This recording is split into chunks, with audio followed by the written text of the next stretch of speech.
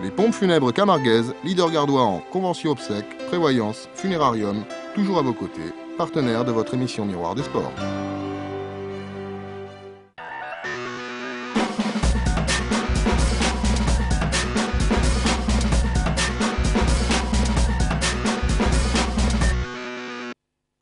Miroir des sports, on va parler football, je vous le disais, mais également handball, natation avec nos invités. Alors, dans l'ordre, Dorit Lévy, vous êtes au milieu. Bonsoir. Bonsoir à vous, merci d'être avec nous pour nous parler de ces championnats qui se sont déroulés ce week-end à Nîmes. Mais ils vous entourent, hein, vous êtes bien entourés, là, vous êtes bien là. C'est parfait. C'est parfait, Je ne change avec pas ma place. Eric Sabin, qu'on ne présente plus forcément, encore que, donc footballeur, ancien du Nîmes Olympique, ancien et toujours du Nîmes Olympique, puisque vous jouez avec la réserve actuellement, Eric, et avec même une petite entrée, il n'y a pas si longtemps, dans l'équipe première, pour quelques minutes en fin de match. Et puis, à vos côtés, Lagdar Benchaban. Bonsoir. Alors lui, on le connaît plus comme homme du sport ici sur Nîmes, mais comme arbitre de football. Tout à fait. Voilà, ils vont nous parler tous les deux d'une belle opération, de deux opérations qui concernent leurs associations respectives. Mais vous allez comprendre en deuxième partie de cette émission que ces deux événements sont associés. Dans un premier temps, je me retourne vers vous, chère Dorit Lévy. On va parler des demi-finales nationales individuelles. C'est ça, je l'ai bien dit ? Tout à fait, parfait. Organisées par le Rhythmic Club de Nîmes Métropole. C'est votre club. C'est le club que j'ai créé. Un mot d'abord, avant de voir le résumé, le reportage de Nicolas Pinchino. Cette manifestation de ce week-end, ça concernait qui ? Alors, ça concernait les meilleurs gymnastes de la zone sud-ouest, c'est-à-dire de l'Aquitaine, le Midi-Pyrénées et Languedoc-Roussillon. Et donc, il y avait environ 300 gymnastes qui essayaient de décrocher une place pour le championnat de France qui se déroulera dans les Vosges. Championnat de France dans les Vosges, attention, prenez vos raquettes, il y aura de la neige par là-haut. C'est prévu. Ça concerne donc, ce sont des seniors, ce sont des juniors, ce sont des cadets, il y a Alors, toutes les catégories d'âge et plusieurs niveaux aussi de compétition différents, des niveaux, le plus haut étant le National B, après les fédérales et puis enfin les critériums, et dans chacun de ces niveaux, des catégories de Benjamin à senior. Alors, il s'est attaché plus particulièrement à une de vos gymnastes, une Nîmoise, qui s'appelle Laurine Golm. Laurine Golm, voilà. Et puis donc, vous n'étiez pas forcément rassuré à l'issue de sa prestation, mais c'est bien elle qui a gagné, donc qui a obtenu sa qualification. Tout à fait. Pour le championnat de France. Pour le championnat On découvre Laurine en image avec ce sujet de Nicolas Pinchino. 300 gymnastes de la région étaient réunis ce week-end au Parnasse pour participer aux demi-finales nationales en catégorie individuelle de gymnastique rythmique. À Nîmes, il y a quelques années, c'est Eva Serrano qui faisait les beaux jours du Rhythmic Club. Elle a en son temps participé à 2 Olympiades. Aujourd'hui, la relève est là. Laurine Golm brille au club depuis déjà quelques années. Ce week-end, elle visait une qualification pour les championnats de France. Laurine Golm est une de nos gymnastes qui est le plus régulière dans les compétitions, qui a des sélections au niveau national depuis de nombreuses années. Je crois que depuis 4 ans, elle n'a pas raté un seul rendez-vous national. Alors après, au niveau du championnat de France, le stress joue. Donc elle est un peu moins régulière au niveau des résultats, mais son meilleur résultat était 4e au championnat de France. Et son but, évidemment, est d'arriver sur le podium et pas à côté. Et pourtant, samedi, son premier passage était un peu fébrile au cerceau. Les juges lui ont cependant attribué une bonne note. Son deuxième passage est meilleur, avec encore quelques erreurs. Mais au moment des résultats, c'est finalement elle qui aura le plus convaincu les juges. Laurine Golm finit première et monte donc sur la première marche du podium.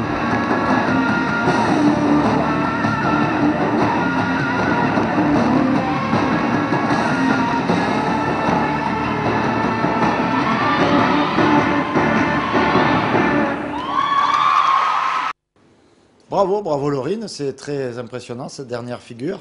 Et oui, le lancer triple roulade, c'est une des gymnastes qui le réussit le plus régulièrement en compétition, je crois. Le lancer triple roulade, Eric, là, ça vous a laissé quoi ? Ouais, j'essaie d'extrapoler sur le football, mais Ça sera pas possible. ce sera très difficile. Ouais. Ben oui, en plus avec l'état des terrains en ce moment, je ne sais pas si c'est recommandé cette affaire, le lancer triple roulade. Bravo Laurine. Un mot donc de votre club, on a déjà eu l'occasion de le présenter dans cette émission, on vous a déjà reçu également. Où vous en êtes actuellement ?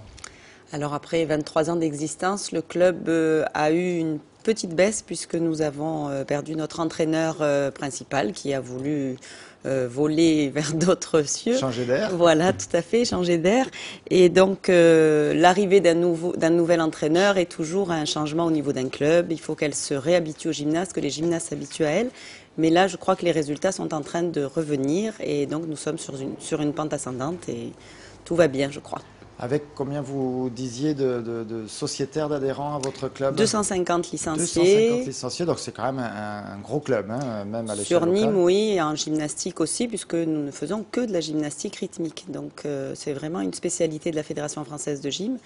Et parmi les clubs, nous sommes 10e au niveau national. 10e club de France, bravo. Vous avez d'autres rendez-vous à venir? Oui, au mois de juin, le 13 et 14 juin, nous organisons un championnat de France au Parnasse, au Parc Exposition, et nous recevrons 1800 gymnastes. Et j'espère qu'à ce moment-là, vous serez présents. Écoutez, bien sûr qu'on sera présent, parce que pour voir des triples roulades, comment vous avez dit? Tout à fait, lancer triple roulade. Lancer triple roulade, ça on va en manquer. On pourra vous faire essayer. Des lancers triple... Oh oui, ça vous pouvez toujours essayer. Il y aura également 150 clubs de France et des dom-toms. Oui, puisque la Martinique et la Guadeloupe ont des athlètes en gymnastique rythmique. Eric, bon, pas la Réunion. La Réunion, la Martinique à Eric, forcément, ça lui fait chaud au cœur. C'est clair. 5000 spectateurs attendus. Ben, écoutez, on essaiera de contribuer à faire venir, puisque on le répète jamais assez, le sport c'est bien à la télé, mais c'est encore mieux dans les tribunes, dans les stades ou dans les salles pour encourager notamment nos sportifs. Vous vous rappelez du prix que vous aviez reçu, décerné par la ville de Nîmes? C'était en 2005, oui, en tant qu'entraîneur. En tant qu'entraîneur, et oui. C'est émouvant ce genre de cérémonie, de ce moment. C'est une reconnaissance d'un travail général au niveau du club et d'une équipe technique. Donc je l'ai pris comme tel et pas à titre personnel, évidemment. En 2005, Dorit Lévy était nommé comme meilleur entraîneur de la saison des clubs de Nîmes. En 2006, c'est votre club qui se voyait décerner le prix du fair play de la solidarité. C'était pourquoi ça? Parce que nous avions organisé les 20 ans du club au profit des Restos du Cœur. Bravo. Et donc en 2007 et en 2008, on ne peut pas vous récompenser chaque année, mais ça reviendra?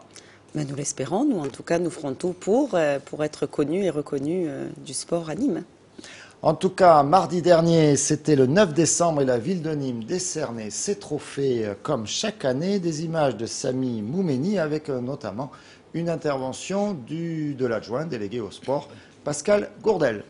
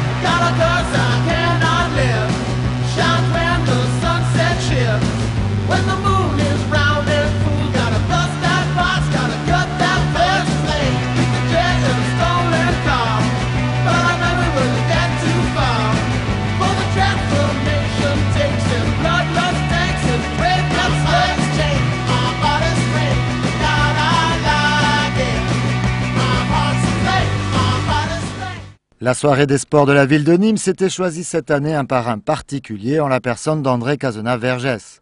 Grand sportif lui-même, il a longtemps eu la charge du sport dans sa ville. Et malgré son aisance traditionnelle en tribune, l'ex-rugbyman, golfeur, athlète a bien eu du mal à dissimuler son émotion. Autour de l'ancien élu étaient donc honorés ce mardi soir 12 lauréats, sportifs en activité, entraîneurs ou présidents de club. C'est le rendez-vous attendu de fin d'année où la ville de Nîmes d'abord honore des acteurs du milieu sportif nîmois, qu'ils soient éducateurs, entraîneurs, joueurs, présidents, bénévoles, mais également c'est la fête de tous ceux qui œuvrent dans le sport en général sur Nîmes et de toutes les associations sportives. Donc c'est vrai que c'est le rendez-vous attendu de tous les présidents, de tous les passionnés du sport sur la ville de Nîmes. De l'espoir du tir Maxime Lossé-Moulin à Jean-Marie Ivard, entraîneur de karaté, en passant par les coachs Alain Porte et Manuela Aili, difficile donc de donner son préféré quand on est adjoint au sport. Voilà pour cette belle soirée. Eric Sabin, vous nous disiez, vous avez reçu une distinction, mais dans votre ville, il y a quelques années. Oui, c'est-à-dire comme je suis parti très jeune, donc quelques années après mon départ de Martinique, donc il y a eu cette aventure en Coupe de France, Coupe d'Europe, donc il y avait une certaine fierté, que ce soit au niveau de la commune d'où je viens ou même au niveau départemental. Donc c'est des choses qui font plaisir, mais dans le sport que j'ai fait, que je fais, c'est toujours à travers le collectif qu'on brille, quoi. Donc on le prend jamais vraiment pour soi, même si on en est content. Ouais. Et là, c'est Robert Malm, hein, votre collègue avant-centre, confrère avant-centre qui a été primé, mais effectivement pour son parcours l'année dernière lors de cette chevauchée en national qui a vu la montée du Nîmes Olympique en Ligue 2 et ses 16 buts en 16 matchs, pour faire simple, mais évidemment à travers Robert Malm, c'était l'équipe de Jean-Luc Valky de la saison dernière qui était récompensée mardi soir dernier. Natation, on nage beaucoup en Martinique. Ah, pas toujours dans les piscines, mais ouais, ça nous arrive. En tout cas, à la mer. L'Agdar, oui, l'eau, il n'aime pas ça. Si, j'aime bien. Si. Sur les terrains, des fois, c'est gorgé d'eau, donc on est obligé de faire avec. Voilà, à Nîmes, on n'aime pas parce que quand il pleut trop fort. Voilà, et donc, on le verra tout à l'heure. Il y a eu quelques dégâts ce week-end au niveau des pelouses. Alors, la natation, c'est en pleine bourre actuellement en France. Hein, vous avez suivi 20 médailles, dont 7 en or au championnat d'Europe de natation. C'est quelque chose qu'on ne connaissait pas, ça, hein, il y a 20 ans, des champions français de natation. En tout cas, là, ils n'arrêtent pas. Amaury Levaux, Coralie Balmy, Alain Bernard, je passe Laure Manodou. Est-ce que vous connaissez Arnaud Rondan? Non. Non, ben écoutez, vous allez le découvrir à travers ce reportage. Nous, on le connaît bien à Télémiroir, puisqu'il est également stagiaire chez nous. Alors, pour être tout à fait honnête avec vous, il passe plus de temps dans la piscine qu'à travailler à Télémiroir. Donc, on le voit à peu près un jour par semaine. Mais en tout cas, il est très, très sympa. Sa spécialité, en plus, ça fait nager beaucoup. Hein, c'est le 200 mètres et le 400 mètres, 4 nages. Ouf. Donc, quand les autres ils ont fini le crawl, lui, il faut qu'il attaque la brasse et le dos, etc. Voilà, il s'appelle Arnaud Rondan, je vais y arriver, c'est compliqué son nom. Il est très sympa, il faisait les championnats régionaux Grand Bassin, c'était ce week-end à Nemosa, à Nîmes bien sûr, et la première compétition à Nemosa en Grand Bassin. C'est Nicolas Pachino qui lui a couru à côté de la piscine.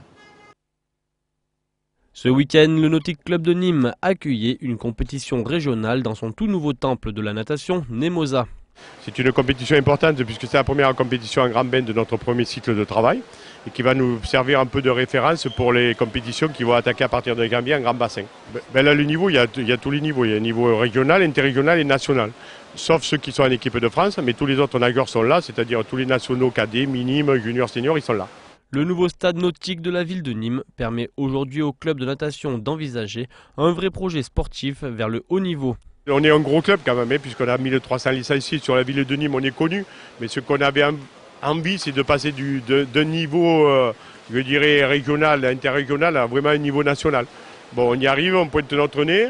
On a eu 2 médailles au championnat de France avec Arnaud. J'espère que ça va nous amener d'autres et que au mois d'avril, au championnat de France en grand bain, qui sont les véritables championnats de France, on aura aussi d'autres satisfactions à venir. Arnaud Rondan qui marque son arrivée au club de belle manière ce week-end avec notamment une belle victoire en 200 mètres d'eau avec plus de 20 secondes d'avance sur ses concurrents. Ouais, ça s'est bien passé, je fais mon meilleur temps au 200 d'eau, donc ça annonce bien pour le 400 mètres 4 nages. Après je suis un petit peu déçu parce que je pensais vraiment faire encore mieux, quoi. Faire toujours mieux, c'est un leitmotiv pour Arnaud. À tout juste 20 ans, ce jeune nageur vise le haut niveau. Je veux vraiment pas fixer d'objectif parce que fixer un objectif, c'est dire fixer une limite. Et je pense que faut pas se fixer de limite parce que je me le suis prouvé la semaine dernière. Je pensais vraiment pas faire un aussi bon résultat. Je m'étais pas fixé d'objectif en arrivant. Je voulais nager le plus vite, le mieux possible. C'est ce que j'ai réussi à faire et ça a payé, quoi.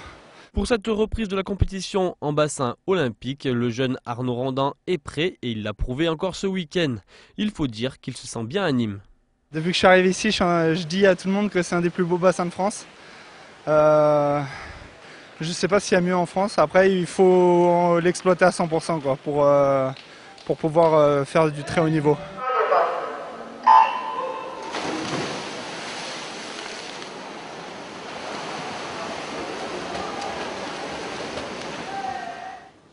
Et on aura l'occasion de retrouver Arnaud Rondan, on va aller le voir à l'entraînement cette semaine pour le connaître un petit peu mieux, puisque comme je vous le disais, on l'a en stage, mais en même temps on le voit pas souvent. Voilà, spécialiste des 4 nages. Et là, il a gagné en dos. Enfin voilà, ils n'arrêtent pas, ces jeunes nageurs. Ce week-end, il y avait d'autres événements sportifs, notamment en collectif. Mais en rugby, ça n'a pas joué, n'est-ce pas, Lagdar? Il y a beaucoup de sports qui n'ont pas joué. Il y a beaucoup de matchs qui ont été remis en football, donc en rugby, je suppose que ça devait être pareil. Voilà, match annulé, Kaufmann a été gorgé d'eau, match reporté à une date ultérieure, assemblée générale également décalée qui était prévue cette semaine, reportée à la deuxième quinzaine de janvier, donc pour le RCNG. Par contre, dans les salles, on pouvait jouer. Et surtout à l'extérieur finalement, puisque Nîmes Volleyball en National 3 était en déplacement à Firminy. On connaît bien Firminy à Nîmes décidément, puisque les footballeurs y étaient pour le tour précédent de Coupe de France. Et les filles donc du Nîmes Volleyball sont désormais premières avec leur belle victoire à Firminy 3-0. Prochain match, attention, dimanche prochain. Le dimanche après-midi, ce sera à Gaston-le-Sus et le gymnase de Saint-Césaire. Ce sera à 15h. Voilà, du volleyball. On fait quoi? On fait une pause? On se retrouve tout de suite après pour parler donc des initiatives de nos 2 footballeurs présents sur le plateau. Et puis on parlera également handball. À tout de suite.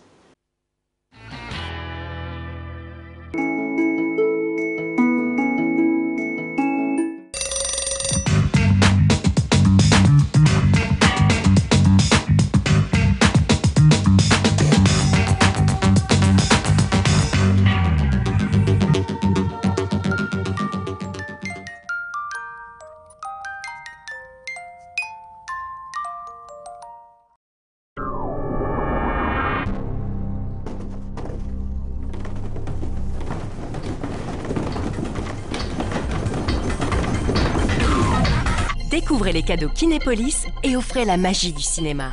Boîte 5 places, carte duo ou snack and movie. Avec les cadeaux Kinépolis, vous êtes sûr de faire plaisir en toutes circonstances. Pour les découvrir, rendez-vous à l'accueil de votre Kinépolis.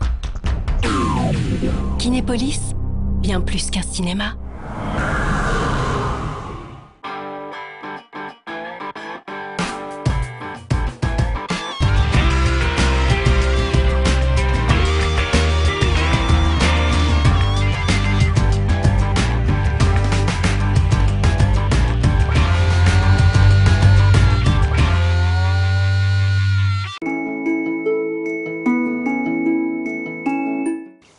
Deuxième partie de Miroir des Sports avec du football, bien sûr, ce sera dans un instant. Mais tout d'abord, on va parler handball, si vous le voulez bien, avec l'USAM qui était en déplacement à Montpellier. C'était très très haut comme montagne, le Montpellier handball, qui règne sur le handball français depuis tellement de saisons, et puis particulièrement peut-être sur cette saison-ci. Ils sont premiers, ils ont gagné tous leurs matchs. Les Nîmois sont en pleine période de doute avec des défaites souvent de très peu. Alors est-ce que les Nîmois pouvaient résister à l'ogre montpelliérain? C'est la question que s'est posée Philippe Reg. Il est allé samedi soir à Bougnols. Il vous ramène ce résumé. On aurait pu trouver mieux pour rendre du moral à l'USAM que lui faire affronter la machine montpelliéraine au Palais des Sports René Bougnols. Mais les USAMistes devaient, avant de tenter de se rassurer face à Célestat 4 jours après, d'abord honorer ce duel face au leader de l'élite tricolore du handball. Une 11e journée de championnat face à une équipe qui héberge pas moins de 4 médaillés olympiques et un défi à relever. Ce qu'ont d'ailleurs fait les hommes d'Alain Porte dans une salle pleine de supporters exemplaires.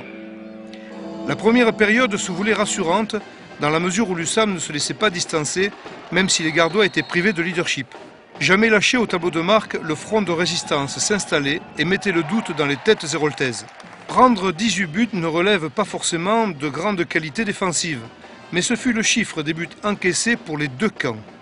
À la pause, le score de parité à 18 partout promettait des remontées de bretelles dans les vestiaires héroltaises et un satisfecit bien compréhensible côté Gardois. Mais la seconde période démarrait par un 3-0 sur lequel les USAMistes se permirent de revenir sans toutefois pouvoir s'approcher à moins de 2 buts de leur adversaire. Ensuite, quelques transmissions de balles aléatoires sanctionnées par des contre-attaques tueuses mettaient l'USAM en situation précaire et ce n'est pas la paire arbitrale prompte à siffler certaines fautes qui allaient améliorer l'ordinaire. Tant et si bien que l'avance des Montpelliérains atteint 10 buts que l'USAM réduisait courageusement. Le score de 37 à 28 en fin de rencontre était indiscutable. Ouais, mais aujourd'hui, je crois qu'on peut pas. L'USAM n'est pas prêt à faire mieux que ce qu'il a fait ce soir. Pas beaucoup mieux en tout cas. Je crois que le score est trop sévère pour nous parce que la première mi-temps était quasiment parfaite, mais enfin on a quand même pris 18 buts, donc on prend trop de buts pour espérer inquiéter vraiment Montpellier. Parce qu'on nous a mis trop vite en situation de refus de jeu, alors que nous on a une équipe qui doit préparer ses attaques. On n'a pas les joueurs de 2 mètres pour marquer très vite des buts en attaque placée. Sauf qu'on a été un peu généreux aussi avec Montpellier sur des pénaltys où mes joueurs me regardaient un peu surpris. Et c'est trop sévère, c'est pas le problème de perdre contre Montpellier parce qu'on n'a pas grand chose à se reprocher. Mais aujourd'hui je crois que l'USAM ne peut pas faire mieux, c'est tout. C'est Montpellier, 11 matchs, 11 victoires. On sait très bien qu'ils ne siffleront jamais pour nous. Et voilà quoi. Et après le score 18-18 à la mi-temps, ça prouve qu'on peut les tenir comme il faut quoi. Nous avec nos blessés, c'est un peu dur quoi. Donc franchement c'est un beau match. Bonne première mi-temps, après le rouleau compresseur montpelliérain s'est enclenché, voilà quoi. Un comportement qui, s'il est reproduit face à Sélestat, devrait constituer un superbe cadeau de Noël à une équipe qui ne lâche rien et reste intègre. Mais attendons la fin du match de mercredi pour sauter de joie. J'espère en tout cas que moralement ils vont sortir plus fort parce qu'ils ont fait un bon match et ils n'ont pas à rougir de ce match-là. Physiquement on va être un petit peu émoussé quand même si à la fin j'ai laissé sur le banc quelques gars dont on aura besoin mercredi. De toute façon on aura besoin de tout le monde. Et voilà, non, on ne mérite pas ce qu'on vit. C'est trop injuste par rapport à des points perdus sur des faits de jeu qui nous sont trop souvent défavorables. Des blessures au mauvais poste, au mauvais moment. Donc moralement, il faudrait vraiment qu'on gagne un mercredi parce que ça serait très mérité. Le match sans doute le plus important pour l'USAM cette saison, mercredi face à Sélestat au Parnasse pour repartir de l'avant après ces échecs répétés. Match nul ou défaite, là on l'a compris, on le regarde au niveau des résultats. À Montpellier, il n'y avait pas grand-chose à espérer. C'est presque un autre championnat que jouent les Montpelliérains avec Chambéry qui s'impose encore dans sa salle. Et puis je cherche Ivry qui est allé l'emporter à Nantes. Et on voit que Sélestat a perdu à Tremblay. Tremblay aussi qui fait partie des équipes du haut de tableau. On regarde ça au niveau du classement. Montpellier, Chambéry, Tremblay.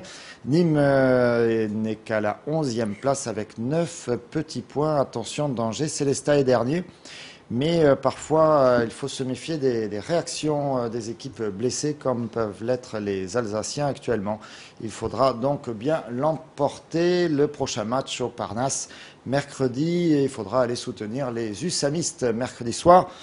20h, voilà pour le handball masculin. Un mot du handball féminin. Vous savez donc que les filles de l'équipe de France ont participé au championnat d'Europe, un championnat qui s'est terminé hier avec la victoire de la Norvège. Les Françaises ont eu un parcours assez décevant avec 3 défaites en poule. Le HBCN pendant ce temps-là a pris du repos. Il y avait quand même Julie Goyorani qui faisait partie de l'équipe de France. Elle est de retour, mais il fallait remettre tout ça en jambes avec 3 matchs amicaux. Mercredi dernier face à Toulon, le 11e du championnat, dernier du championnat de France. Vendredi et samedi face à Fleury, le 8e. On regarde un résumé du match de vendredi soir avec Philippe Reg.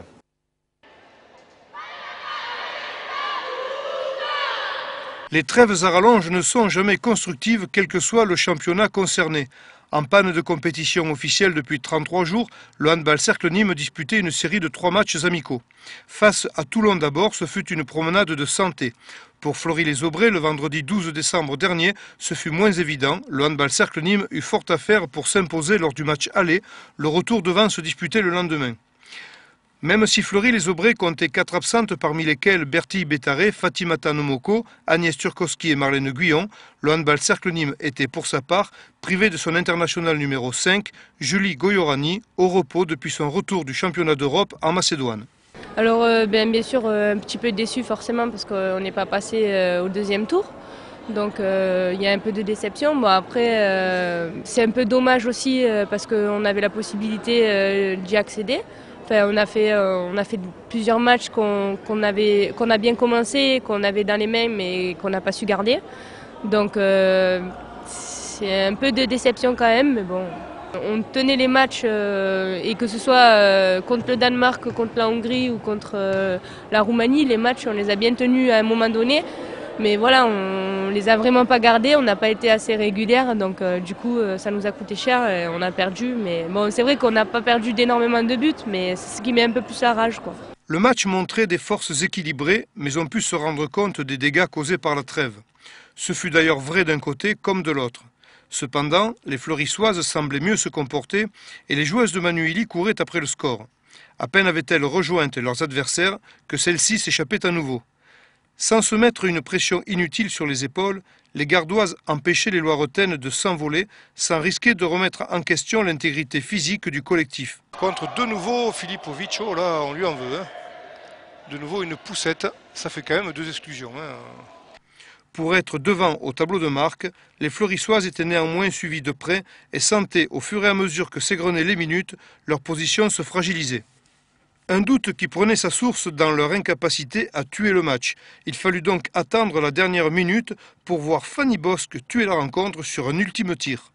Si le score n'était pas le plus important, retenons cependant la façon dont les joueuses locales surent se dépêtrer d'une situation embarrassante. On est dans une période d'accumulation, période de volume de travail. C'est vrai que les filles, on peut dire qu'elles sont fatiguées. Ce n'est pas une excuse pour le match ce soir. C'est vrai que si on marquait les 13 immanquables dans la partie, on était largement dessus.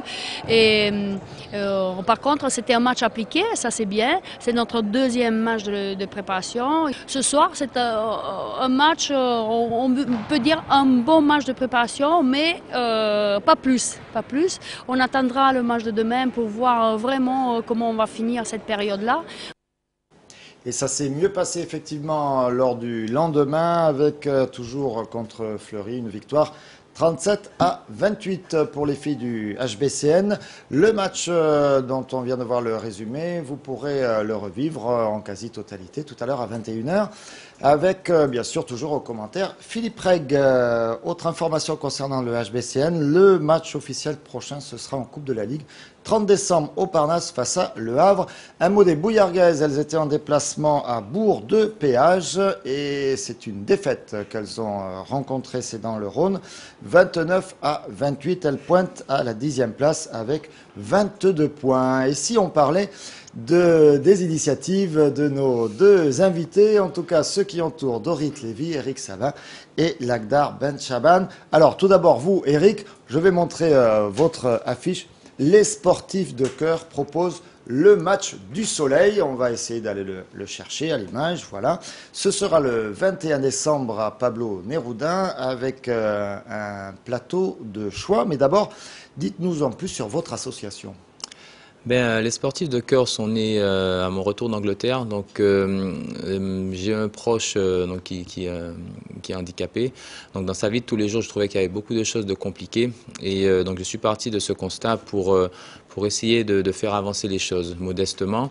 Mais petit à petit, donc, je me suis rapproché de joueurs connus, qui ont une forte notoriété, des joueurs un peu moins connus. Et je leur ai demandé du temps, de me donner du temps, de leur notoriété, de leurs compétences, pour mettre en place des événements sportifs, culturels comme ça, pour avoir une tribune, pour parler justement des conditions de vie de ces personnes-là qui ne sont pas toujours évidentes. Donc ça fait maintenant 2 ans qu'on fait des choses, à chaque fois qu'on essaie d'attirer l'attention sur certains manques pour essayer de faire avancer un peu les conditions de vie, de loisirs, de santé des personnes handicapées.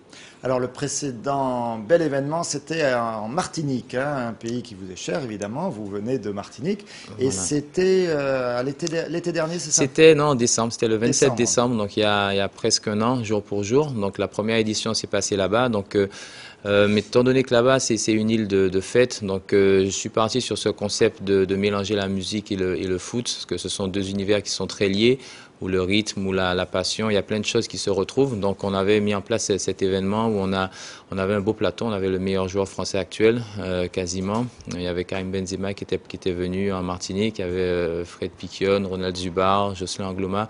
Donc tous ces garçons-là ont joué le jeu, ça a été un spectacle en couleur, il y a eu du rire, du spectacle. On a inséré la musique, des chanteurs ont joué, des joueurs ont chanté. Donc à l'arrivée, on était très heureux et ça m'a permis de parler de ça. Qui a fait le mieux le métier de l'autre? Les joueurs ont bien chanté ou les Je chanteurs dirais ont bien joué? je dirais que les chanteurs ont bien joué. Les joueurs, on a coupé les micros très vite. Comme quoi c'est plus difficile de chanter que de jouer au football. En tout cas, ça fait vite plus mal aux oreilles. Quelles sont les stars alors que vous nous amenez le 21, dimanche 21 à Nîmes? Donc ce sera un événement nîmois, je dirais. Donc au départ, on avait cette envie peut-être de l'ouvrir au maximum, mais à un moment donné, je me suis dit que surtout dans la situation actuelle du club, lorsqu'on revient sur les 10 dernières années, Nîmes en Ligue 1, ça fait longtemps. Nîmes en Ligue 2, il n'y en a pas eu beaucoup. Donc je me suis dit, pourquoi ne pas mettre en valeur tous ces joueurs à un moment donné qui sont passés par le Nîmes Olympique et qui sont aujourd'hui au-dessus, en Ligue 1, en Ligue 2.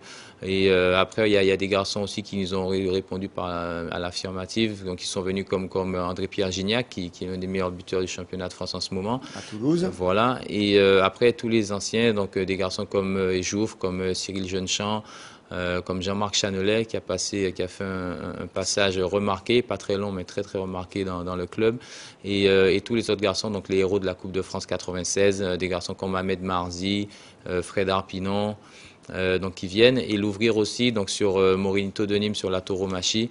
C'est un garçon qui, à chaque fois que j'ai eu la chance de le côtoyer, quelqu'un de très avenant, qui nous a dit OK. Vous avez également Philippe Corti, aïe pour les oreilles là. Voilà, il va être chargé peut-être de chambrer, de mettre cette ambiance, ce rythme. Il va rester derrière les platines ou il va descendre sur le terrain? Ah voilà, la surprise, c'est tout l'intérêt de l'après-midi. Voilà, avec Corti, tout est possible.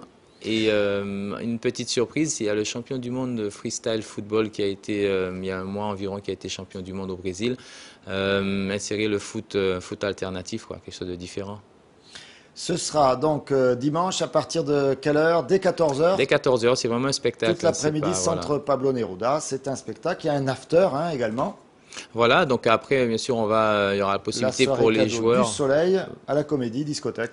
Voilà, mais il y aura déjà la possibilité de rencontrer les joueurs au Farniente, donc pour des séances dédicaces, au restaurant Farniente, séances dédicaces, autographes. Et ensuite, bien sûr, on finira par un événement cadeau où chacun amènera un cadeau pour les enfants. Donc c'est tout simplement à mettre en valeur l'IME La Cigale, avec qui je travaille, qui m'aide beaucoup, et cette association des parents et amis des enfants handicapés.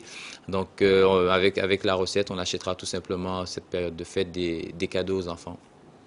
Bien compris, bien noté. Alors je me tourne maintenant vers l'ACDAR. Vous organisez avec votre association, la SMAC, association sportive... Sociale d'abord. Sociale et sportive. De manifestation et d'animation culturelle. Voilà, donc vous êtes installé à Pissevin depuis 1995 et vous organisez des événements, des manifestations, et celui-là, il est en liaison avec Eric. Tout à fait. Depuis 13 ans, notre association avec Mohamed Fadil, qui est vraiment ancré dans le quartier de Pissevin, nous organisons divers tournois, souvent des tournois de foot bien sûr. Et à l'occasion de certains tournois, dont les derniers, on a essayé d'associer une association pour aider de la manière dont on pouvait. Souvent, ce sont des associations qui s'occupent d'handicapés. Et Mohamed Fadil m'a parlé il y a quelques jours de l'association de Eric que je ne connaissais pas. Lui, je le connais depuis de nombreuses années. Et donc, il m'a demandé si on ne pouvait pas associer et reverser une partie... Donc la participation et les recettes éventuelles la recette seront de la reversées buvette à Sportifs de Cœur. sera totalement reversée à Sportifs de Cœur, en espérant qu'on ait un maximum de personnes ce jour-là. Ce sera vendredi, vendredi Alors 26. nous c'est la semaine d'après, donc c'est le vendredi 26 au gymnase de Saint-Césaire. Et on invite tous les jeunes qui aiment le football et le futsal en particulier à venir. Il y aura 12 équipes qui seront retenues, donc les 12 premières. On donnera un numéro de téléphone si vous le permettez. Allez-y. 06 24 29 16 28. C'est le numéro de téléphone de Mohamed Fadil qui reçoit les inscriptions. On aura l'occasion de le redonner également demain soir dans Croco Hebdo. D'accord, donc voilà. Aussi notre rendez-vous des passionnés de football à Nîmes, l'Agdar Ben Chamal, la SMAC, le vendredi 26. Vous vous remettez de Noël, ça c'est le 25, comme chaque année. Et puis le 26. C'est bien ces manifestations, vous y avez participé vous-même, vous nous en aviez parlé tout à l'heure, Dorit Lévy. Les participations caritatives, oui. Je crois que c'est un peu notre rôle aussi, et je pense que pour les enfants, notre rôle d'éducateur est très important sur ce plan-là. Merci à vous. On va continuer sur le foot avec un résumé de ce match à Coupe de France. C'est sympa à vivre, Eric. Ah oui, la Coupe de France, on dit souvent que c'est celui qui qui la veut le plus, qui la mérite. Donc c'est une compétition qu'il faut toujours jouer à fond.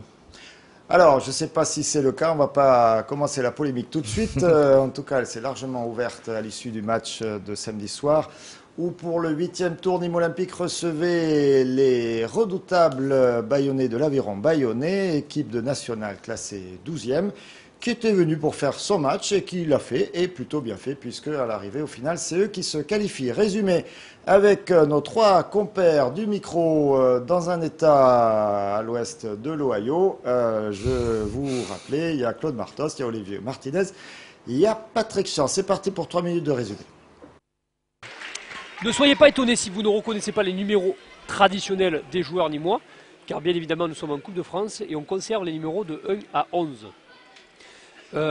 Sachez aussi, on va vous épargner la composition de Bayonne parce que déjà ça ne nous apportera pas plus et au fur et à mesure on vous donnera les noms qui évoluent. Attention, cette première mauvaise passe et puis de bois qui va et oui, pénalty. Oh là là, incroyable. Passe de Zarabi. Ouais, mais Zarabi qui appuie pas assez sa passe, c'est quand même une faute incroyable de début de match, de faire une faute aussi criarde, c'est incroyable et on peut le dire, c'est vraiment impensable. Voilà, je m'excuse, mais je suis sévère, messieurs, mais c'est quand même impensable de prendre quand même, de donner le bâton pour se faire battre. Ouais. Donc déjà 2 minutes de jeu, on est mené.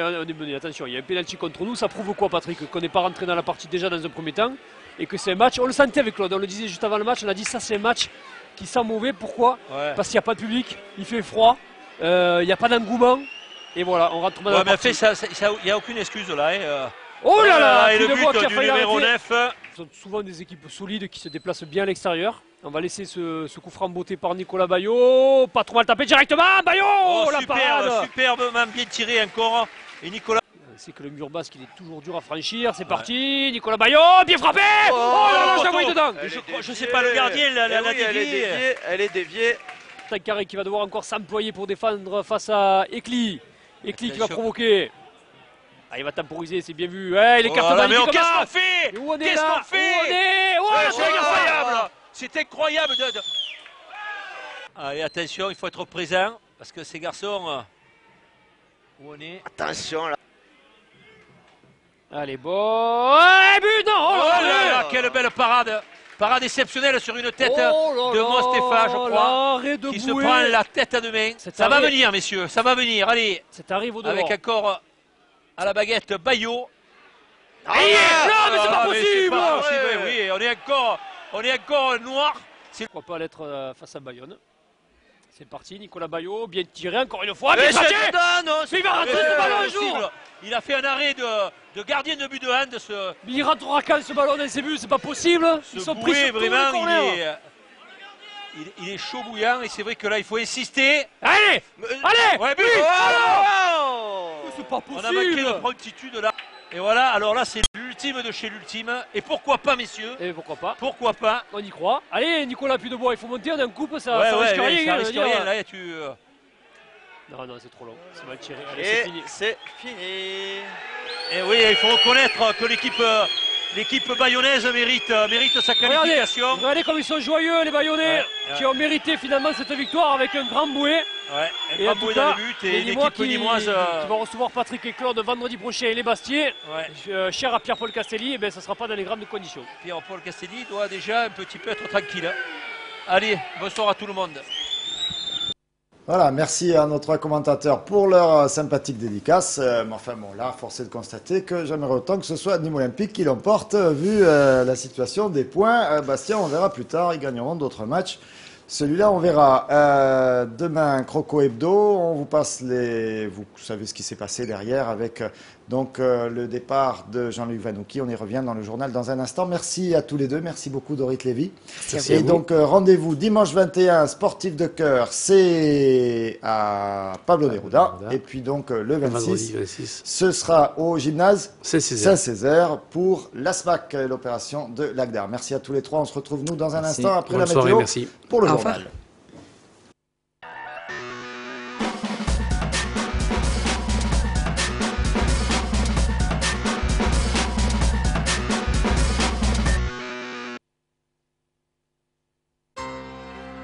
Les pompes funèbres camarguaises, leader gardois en convention obsèques, prévoyance, funérarium, toujours à vos côtés, partenaire de votre émission Miroir des Sports.